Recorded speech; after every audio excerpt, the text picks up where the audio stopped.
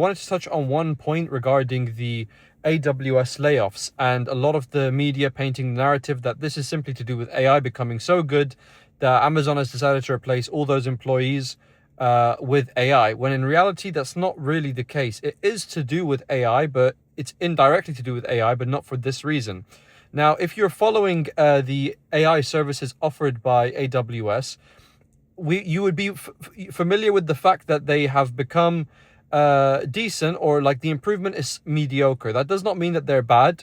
They are very good. For example, Anthropic, the people who've produced Claude, have committed to run on Amazon AWS AI chips their future Claude models, and obviously that's a high valuation that would be caused for AWS, and that would disrupt NVIDIA, but that's a whole different story.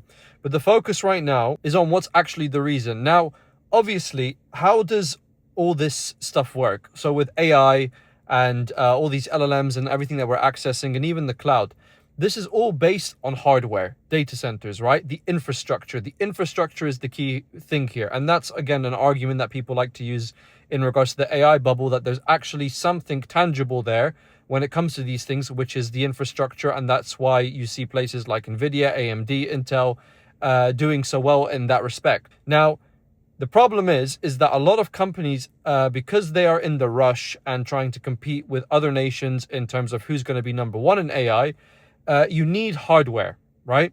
And it seems that a lot of companies have actually underestimated their budget requirements. And that's essentially what it is. It's reallocation of budget. So it's to remove certain people and employees and reallocate that budget to panic buy, essentially, a lot more hardware. And obviously, you know, we're in a hyperinflation now in terms of the valuation of a lot of these vendors who provide the hardware.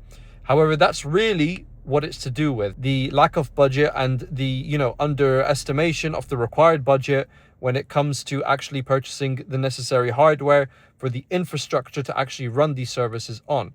So yes, AI is a factor here as to be the reason, as it's to do with its infrastructure and hardware, whereas it's not the case that the AI itself is so good that it's going to be replacing these employees and doing their job function.